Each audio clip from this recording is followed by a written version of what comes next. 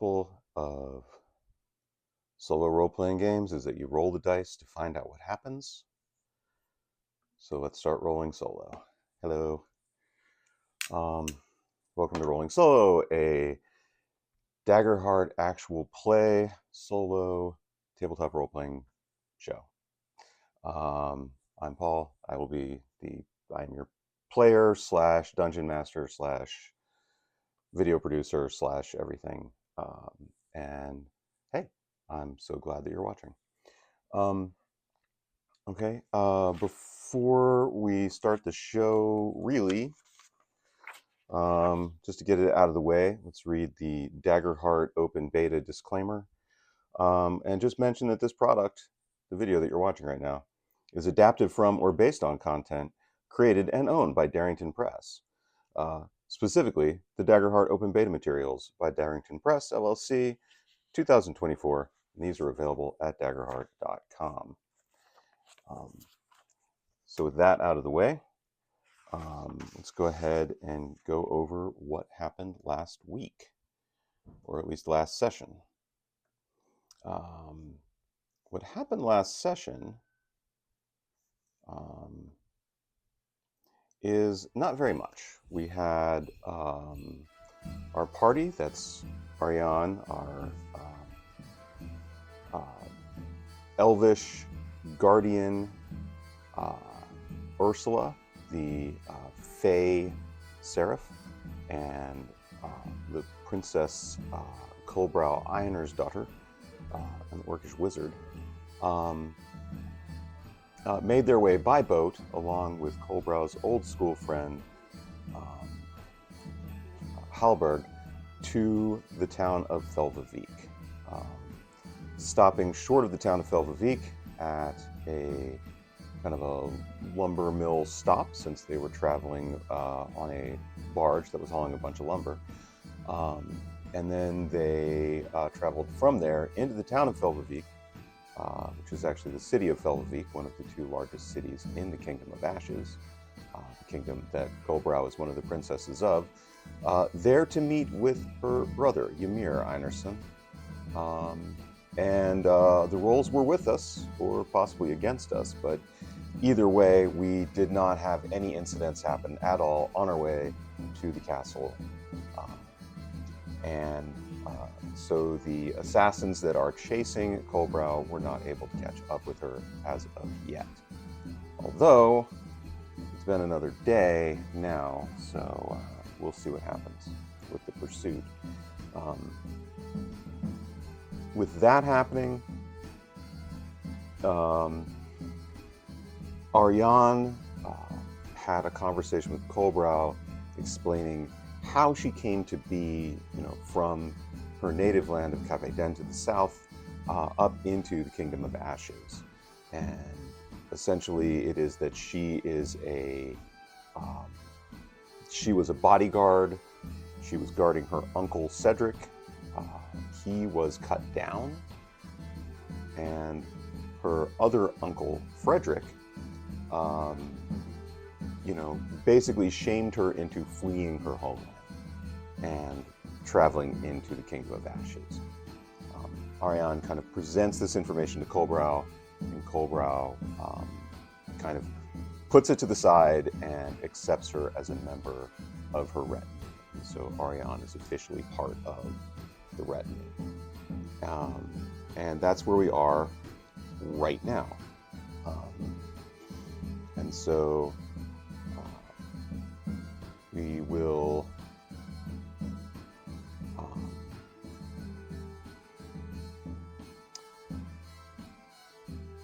so Auriane's journal, which we will read her nightly journal. So her thoughts this night are, get into voice real quick. Colbrow has heard my story and accepted, had the accent wrong, my service, and acts with purpose is a lighter burden. I feel I do not know how I feel, only that something has cut loose inside me, and I feel stronger and more alive. Short but sweet. And so we will crash, wake up the next morning. I don't think that... I always forget to do something, and in this case, I'm supposed to open up everybody's character sheets. If anybody needs to do any long resting stuff. I don't think they do, because we had a long rest last night. Let's see, good on. So, do need to do a little long resting stuff.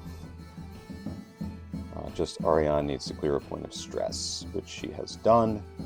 So we are rocking and rolling. Okay, so it's the next morning. We have a couple of questions. People are going to wake up early. The first thing that we want to know really is, are we going to, is the tide with us? Is the wind with us? Are we going to be able to catch a boat out of this city this morning? Has word come from the docks early? Everybody's going to wake up super early. Has word come from the ship that it is time to go, that we can leave? And I will say that this is a 50-50 shot. Let's go ahead and just slap our chaos level right in the middle at 5. So we have no modifiers here, and we're looking for an 11 or higher will give us that yes, we can leave.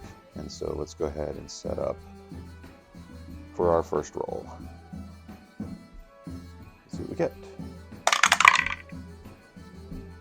That, hard for you guys to see, but there it is. That's a 10. Okay, so, oh, hey. Hi, Rachel. How you doing? Okay, we can't leave today. So that leads us to the question of what are we going to do? And it also means that if we can't leave today, then I would say that with that, our pursuit is going to grow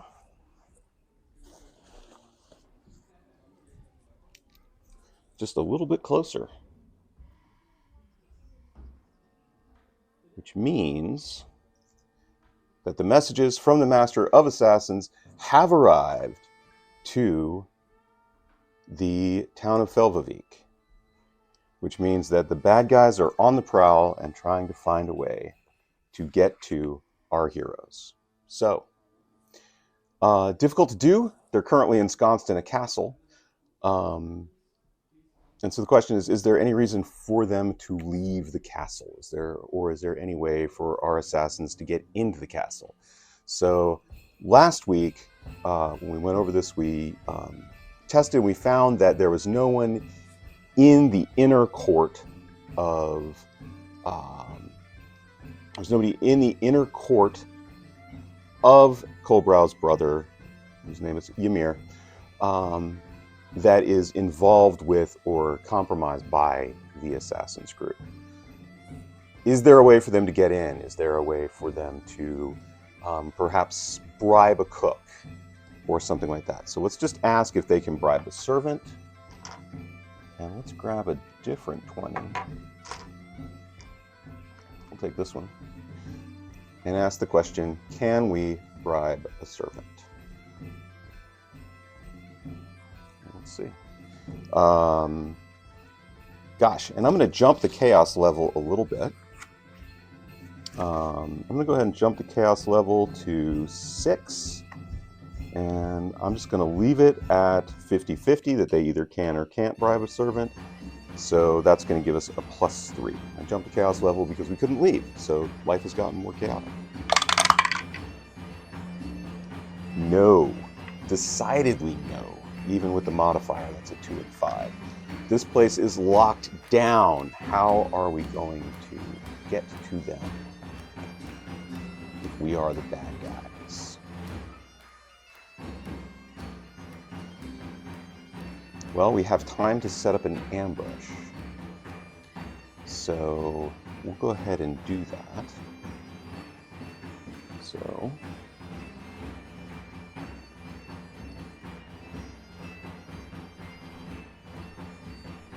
what we'll say is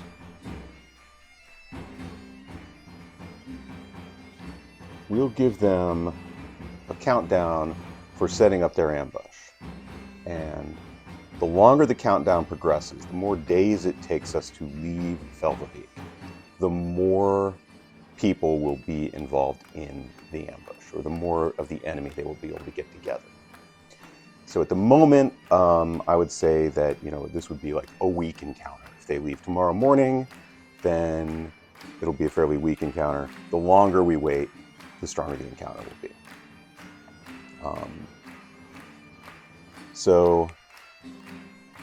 But now we're still left with the question of what are we going to do with our day? Because here we are, stuck in the castle. We can't leave. Is there... oh. I'm going to add another countdown I'm not going to tell you about. Let's see.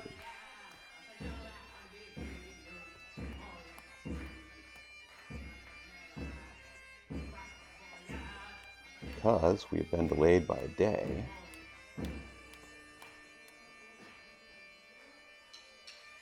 That's going to go ahead and get a check right now.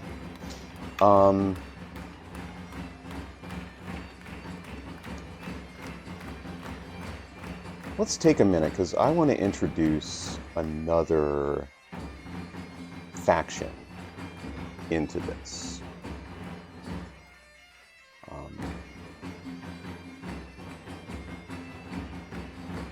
So we're going to go back to the headquarters of the Master of Assassins. And as you might recall, you might not recall, this is a simple windowless office.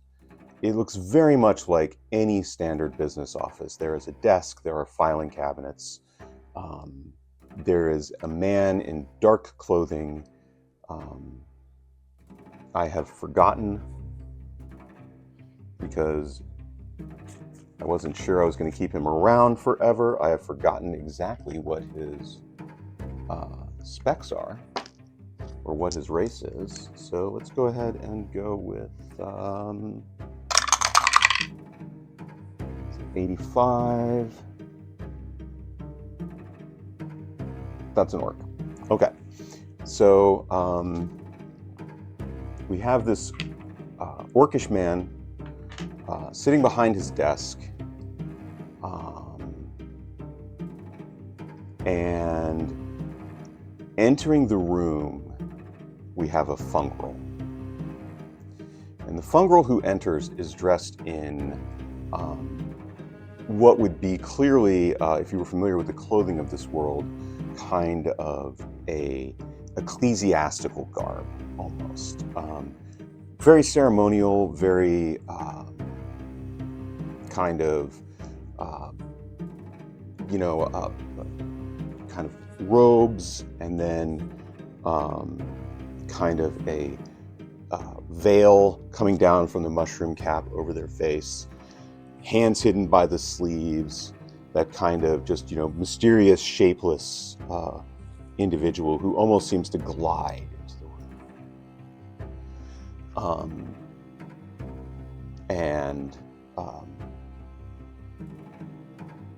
The Master of Assassins will look at them. Basically, stand, which is unusual. Usually when we've seen them interact with their subordinates, they've kind of kicked back behind the desk and been very ordering. But in this case, they get up, come out from around the desk, kind of bows low to this mushroom. And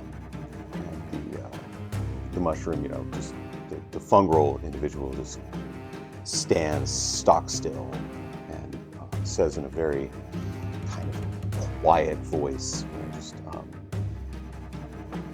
basically state your business.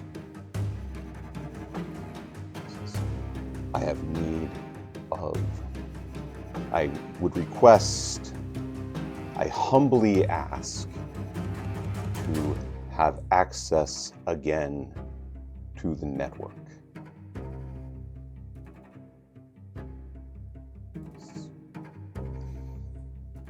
I see. this would be the second time in a very short time that you have asked this of us. Oh, stop it. You're so bad at that. Okay, I have business. I have business in Karaz that is secret. I need information quickly. What's this going to cost me? So vulgar. And he names a price, and the price is steep. We'll say it's in chests of gold to access this secret fungal network and send his coded message. This negotiation is completed, and we see the message, and it's utterly undecipherable. This is something that clearly is going to have to be read almost phonetically out, and then transferred across the fungal network. And so what we've learned here is, so this brother of the Mycelian order, eventually takes the message and takes off. And so we know that a message has been sent to the kingdom of Karaz, which is where we are eventually heading. So knowing that, we will go back to our party. They are kicking back. They are going to be, perhaps Auriane and Ursula have kicked off to the side and are going to do a little bit of sparring. And so we will, should we run that fight?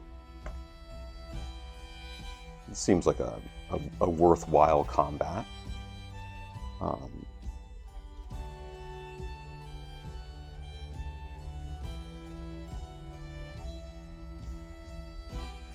Seems like something we do. Yeah. Okay. So I am obviously not at my normal spot today, so I'm going to be doing combat on paper and not being able to show you guys what's going on. But we will just have like a quick 2 rounds. We will have them start. They're in close range of each other.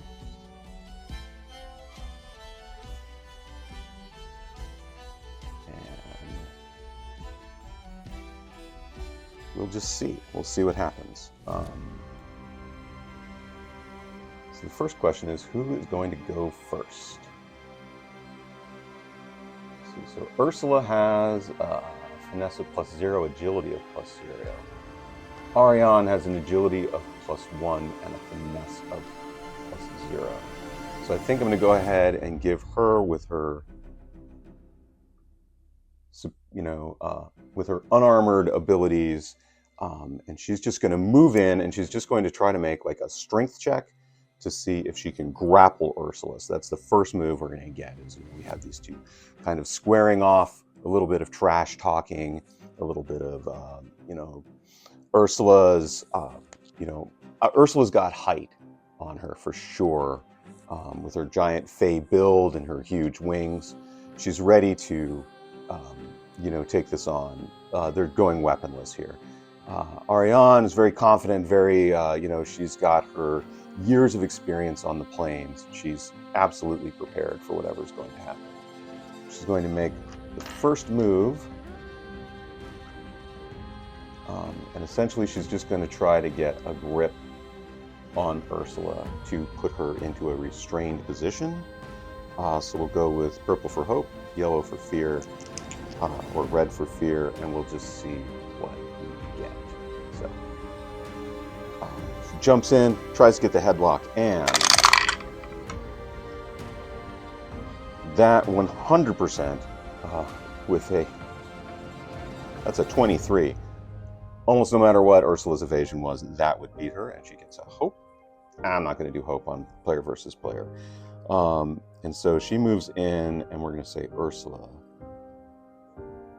is immediately, with that high roll, put into a position where she's going to have to struggle to get out. But Ursula is a trained warrior. She's going to get hope on the black dice. Blue is for the fear dice.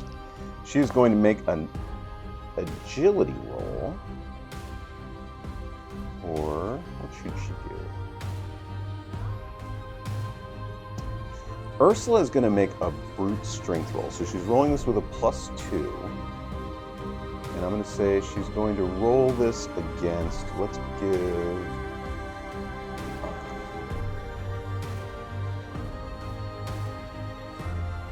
let's just roll a d20 for our DC on this. So we'll just say, yeah, let's roll a d20. Okay. So our DC on this is going to be a 3. So she's just trying to like pull out of this position on a DC of 3. And we'll see if she can pull it off. So. Barely. She makes it with a 5. That's a 5 with fear. So she manages to pull out of this grappled condition, but, you know, so she's struggling, breaks herself out, but Auriane manages to get a grip on her arm as she's pulling out and is going to try to throw her. And we'll say that for the throw, let's do better DCs. Let's go with just 10 plus whatever we roll on this D12. 16. Okay, so Auriane is going to try with a 16 to reacquire her grip. You know, that is a 15, but she's rolling. Let's see, for Auriane, if she's rolling strength or agility, she's either a +1 or a +3 on this. So I'm going to say that this is a success, but it's a success with fear. So, you know, she immediately gets her into a grappled position. Ursula breaks out of the grappled position. And then, true, but we got to take it. Nobody's gaining hope, and I'm not gaining fear, but it's narrative. So with the fear die, she's not going to get completely what she wants in terms of reacquiring. She gets her grip. Ursula gets an opportunity to try to throw her with a leg. So we'll go with a 10 plus 10. This is a DC 20 for Ursula to make the throw. That is a 14 plus Ursula's strength, which is a +2. So that is a... Oh, wait. That is not a 14. That is 2 7s. So that is a critical success. So Ursula gets the grip on the leg, makes a perfect throw. Auriane ends up, wham, slammed onto the ground. Ursula's going to get another chance to take a move, and she's going to try to just like acquire a complete submission hold. So her DC for a complete submission is going to be 17. And her roll on that, ooh, only a 9. It's a 9 with hope, so she ends up in a good position. She is able to, she tries to get the submission. Auriane breaks out of that, and the two of them are squaring back off again, kind of ready for a round 2, both of them breathing very heavily. This event has happened very quickly. And I'm going to say Auriane is going to move in. This time, she's done with the wrestling. She's going in for... no, they're going to keep wrestling. Nobody wants to get too hurt. She's just going to go in for her own throw. She was impressed with that throw. This is going to be a 17. So let's see what happens. She moves in. 17. I'd say a throw would be an agility move. So that'll be a 15. And so 15. Our high was the fear. So She goes in, she completely misses, and because she rolls with fear, she's going to leave herself open. Because she leaves herself open, let's drop our DC modifier. Let's just go with a plus on the 6 stop. He says, rolling a 6 and getting a 16 for difficulty.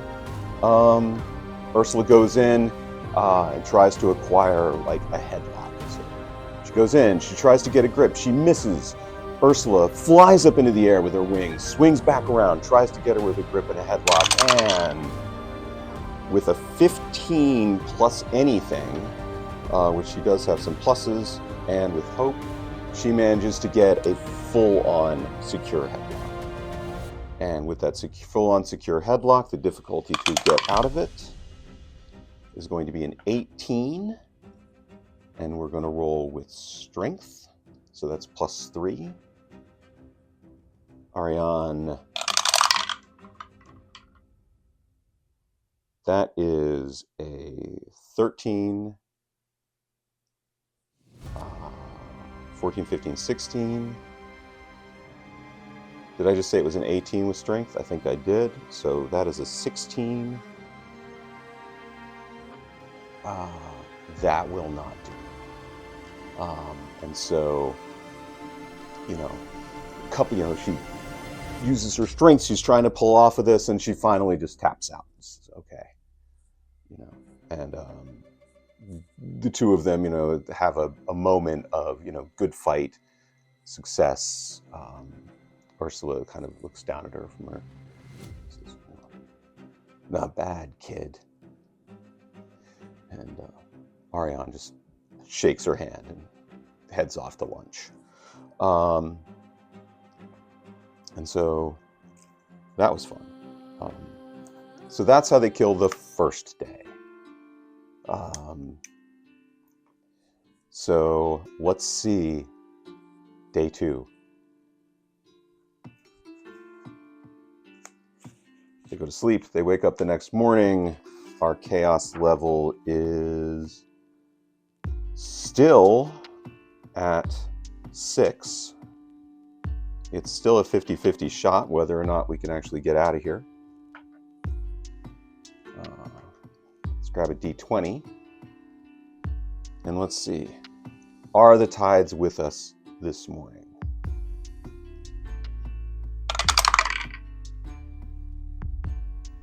That is a 13. The tides are with us this morning.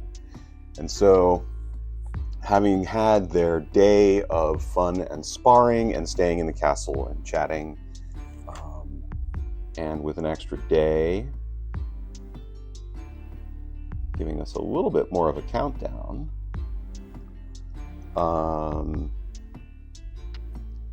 we are going to head off to the docks. So, since we're heading off to the docks, and since I am out of town and actually have like an event that I have to get ready for, we'll cut it short. We'll say that we're going to open up next time at the with the ambush set up at the docks. And that is what's going to happen next time on Roleling Solo. And, see ya. So, anyway, thanks for hanging out and having some fun. And we will open with a battle scene down by the docks, which will give me some time to prep for it next time we play. So with that, let's see.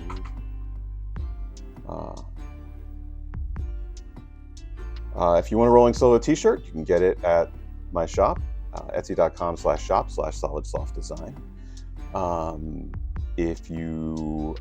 I also have other t-shirts there of various kinds, some other Solid Soft merchandise. That's all we got, and thank you for joining. And until I see you again, keep rolling.